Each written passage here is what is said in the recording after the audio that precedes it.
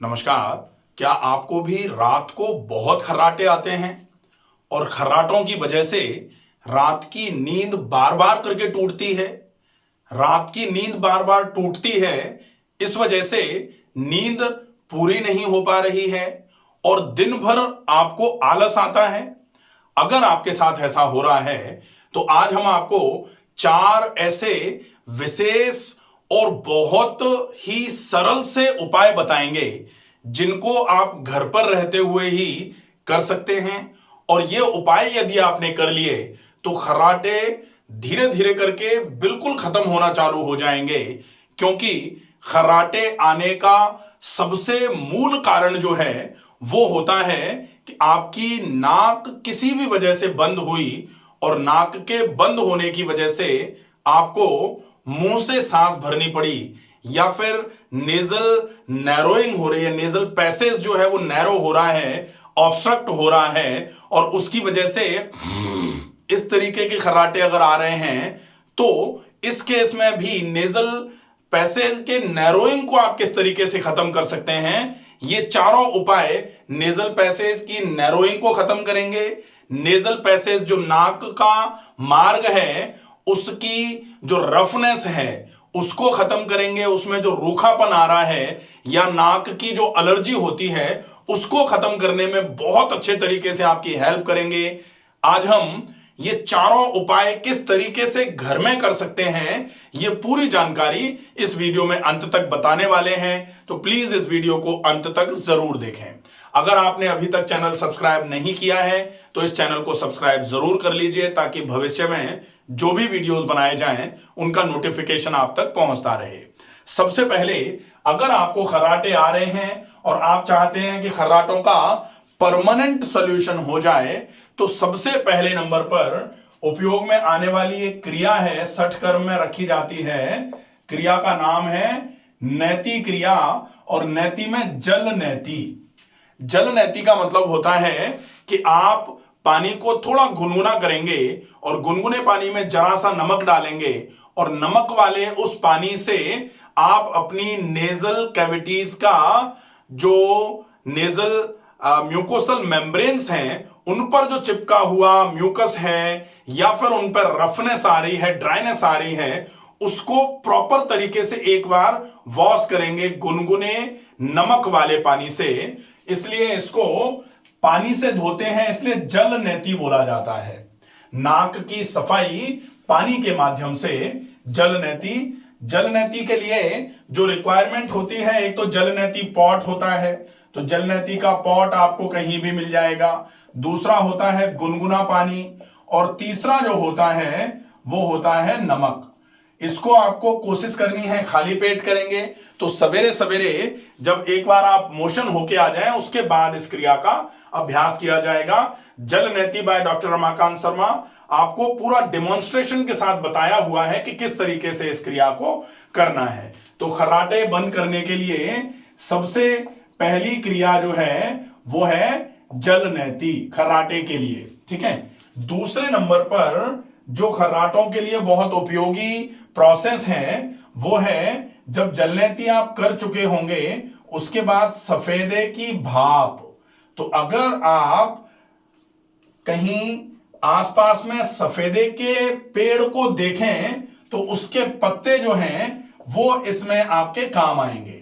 और अगर मान लो पत्ते नहीं मिल पा रहे हैं तो फिर नीलगिरी का तेल मिल जाता है। इसको सफेदे को नीलगिरी या यूकेलिप्टस भी बोला जाता है, तो इसका ऑयल कहीं भी इजीली मिल जाता है। उस ऑयल को लेके रख लीजिए। आप लगभग आधा लीटर पानी लीजिए और उस पानी में 4 बूंद या तो यूकेलिप्टस ऑयल डाल दीजिए, या फिर आप 10 से 12 पत्ते यूकेलिप्टस के अच्छे तरीके से धोके तोड़ मरोड़ के डाल दीजिए। इसको खूब उबालिए, और जब ये खूब उबलना चालू हो जाए तो जो भाप बनना चालू होगी वो भाप आप एक तौलिया ऐसे ओढ़ करके नाक से होते हुए उस भाप को पूरा अंदर फेफड़ों तक ले जाना है, और फिर या तो नाक से ही या फिर मुंह से सांस को छोड़ देंगे। तो ये कैसे करते हैं, इसके लिए भी सफेदे की भाप बाय डॉक्टर रमाकांत शर्मा या फिर facial steam by doctor Ramakant Sharma, ये आपको YouTube पर मिल जाएगा। पूरा वीडियो सेपरेट अलग से वीडियो बना रखा है, आप उसको देख लेंगे। अब तीसरे नंबर पर जो बात आती है वो है नाक में घी डालना। इसको नस्य बोला जाता है। नस्य, नस्य मतलब नाक में गाय का घी। अब बहुत सारे लोग कहते हैं कि गाय का घी अवेलेबल नहीं है, तो अगर गाय का घी अवेलेबल नहीं हो पाए, ऐसे केस में आप बादाम रोगन तेल का उपयोग भी कर सकते हैं। तो ये लगभग लगभग 2-2 बूंद से लेकर के 4-4 बूंद एक बार में आप नाक में डाल सकते हैं। इसको कैसे डालना है, आप पहले इस घी को हल्का सा गुनगुना करेंगे और गुनगुना करने के बाद दोनों नासिकाओं में, नासिका मार्गों में इसको डाल करके घी को और अच्छे तरीके से नाक पर फिर बाहर से इस तरीके से मालिश कर लेंगे। तो ये घी जो है ये आपके नासिका मार्ग में अच्छे तरीके से लग जाएगा, अंदर से नासिका मार्ग को लुब्रिकेट कर देगा। और लुब्रिकेशन जब होगा तो जो एकदम से ड्राइनेस आ रही थी नाक में वो रुकेगी, और ड्राइनेस की वजह से जो एकदम से सांस भरने में आपको तकलीफ हो रही थी उसमें आपको आराम मिलना चालू हो जाएगा। बहुत सारे लोग चाहते हैं कि आज ही हमने घी डाला, आराम तो हुआ ही नहीं, तो 2-4-5 दिन तक आप घी डालिए, 5 दिन के बाद आपको इसका आराम मिलना चालू हो जाएगा। तीसरा, अब है चौथा जो प्रोसेस है, और ये इसी क्रम में चलेगा। पहले नंबर पर जलनेती, फिर सफेदे की भाप, फिर नाक में गाय का घी, नश्य जिसको बोला जाएगा।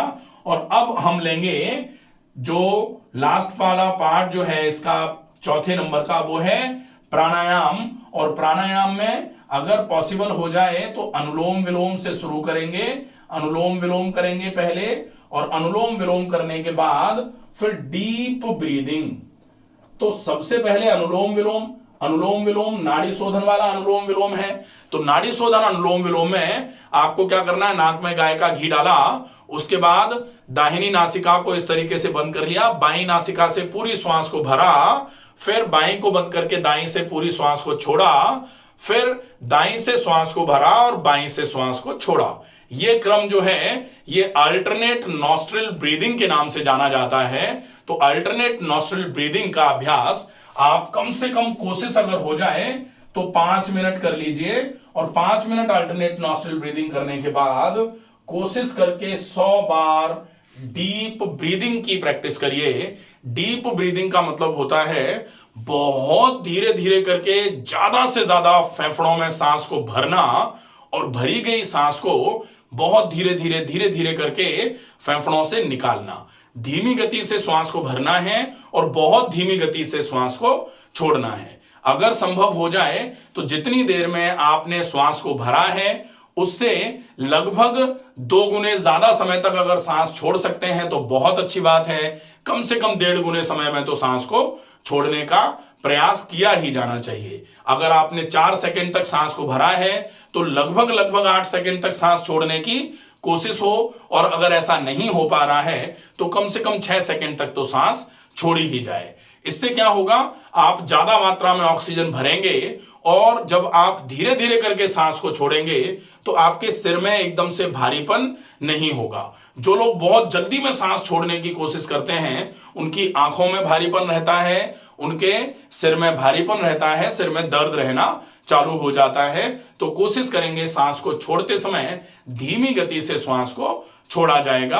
अगर आप ये चारों चीजें अच्छे तरीके से फॉलो करना चालू कर देते हैं तो निश्चित ही जो आपके स्नोरिंग की समस्या है या फिर खर्राटों की वजह से बार बार आपके नींद के टूटने की समस्या है, और नींद बार बार रात को टूट रही है, इसलिए आपको दिन भर पूरा आलस आता रहता है, इसलिए आपका दिन में काम में मन नहीं लग पा रहा है। अगर आप इन समस्याओं से परेशान हैं तो ये समस्याएं, ये चारों चीजों को अच्छे तरीके से फॉलो करने से निश्चित ही धीरे धीरे करके दूर होना चालू हो जाएंगी। आशा है ये वीडियो आपको पसंद आएगा।